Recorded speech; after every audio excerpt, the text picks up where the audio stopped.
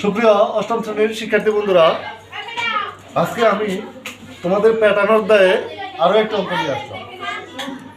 তোমাদের এই অধ্যায়ের 11 পৃষ্ঠায় দেখবে 13 নম্বরের ক একটা প্রশ্ন আছে, 29 ও 37কে দুইটি বর্গের সমষ্টি রূপে প্রকাশ করো। আচ্ছা, কি বলছে? 29 এবং 37কে দুটি বর্গের সমষ্টি রূপে প্রকাশ করো। যে বর্গ কি আমরা জানি যখন একই সংখ্যাকে একই সংখ্যা দিয়ে গুণ করা হয় তখন যে ফল পাই এটাকে বলা হয় পূর্ণবর্গ সংখ্যা। যেমন এখানে একটু ছক আছে, ছকটা দেখো, মূল সংখ্যা, পূর্ণবর্গ সংখ্যা এবং বর্গরূপ। মূল সংখ্যা হচ্ছে 1, তার সাথে যদি 1 গুণ করি তাহলে গুণ ফল হবে 1, আর তাকে লেখা হয় 1 এর স্কয়ার হিসেবে।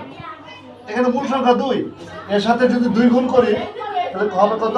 4, আর এখানে লেখা হয় 2 এর স্কয়ার হিসেবে, বর্গ হিসেবে। মূল সংখ্যা 3, এর সাথে আরেকটা 3 গুণ করি, গুণ ফল হবে 9, এটাকে বর্গরূপে লেখা হবে 3 এর স্কয়ার।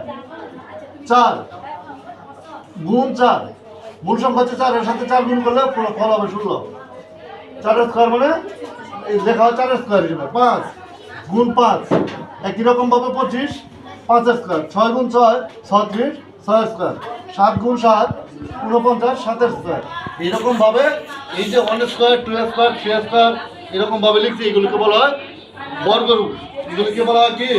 বর্গরূপ। আমাকে বলছে দুইটি বর্গের সমষ্টি, মানে এইরকম এই জায়গা থেকে দুইটা বর্গ সংখ্যা নিয়ে তাদের সমষ্টি মানে যোগফল আকারে প্রকাশ করতে হবে।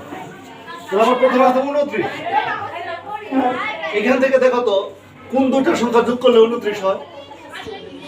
29 হয়। এখানে আছে 25, এর সাথে যদি 4 যোগ করি, 25 এবং 4 যোগ করি তাহলে কি হবে? 29, অর্থাৎ 2 এ 5 25 যোগ 4 29। তাহলে 25 এর বর্গরূপ কত? 5 এর স্কয়ার। এবং 4 এর বর্গরূপ কত? 4 এর বর্গরূপ 2 এর স্কয়ার। তাহলে 29 সমান আমার কত হলো? 5 এর বর্গ যোগ 2 এর বর্গ। একই রকম ভাবে আমাকে দ্বিতীয় পদটা বলছে কি? 37 এর বর্গরূপ। 3 এর 7 37। আচ্ছা, একটু লক্ষ্য করো, 37 এর কাছাকাছি সংখ্যা আছে কত? 36। 36 এর সাথে 1 যোগ করলে, 36 এর সাথে 1 যোগ করলে হয় 37। 36 এর সাথে 1 যোগ করলে হয় 37। তাহলে এটাকে আমি লিখতে পারি 36 যোগ 1। তো 36 এর বর্গরূপ কত? 6 এর স্কয়ার। আর যোগ সমষ্টি মানে যোগ 1 এর বর্গরূপ কত? 1 এর স্কয়ার। তাহলে দেখো এখানে এই যে একটা বর্গ, এই একটা বর্গরূপ, দুইটা বর্গের সমষ্টি মানে যোগফল হিসেবে প্রকাশ করলাম। এই একটা বর্গ, এই একটা বর্গ, এর যোগফল হিসেবে প্রকাশ করলাম। তাহলে আমরা 29 এবং 37কে দুইটি বর্গের যোগফল হিসেবে প্রকাশ করতে শিখে গেলাম। আমি আশা করি তোমরা খুব সহজে অঙ্কটা বুঝতে পারছো। তোমাদের সবাইকে ধন্যবাদ। আর না বুঝতে পারলে আমাকে কমেন্ট করে জানাবে।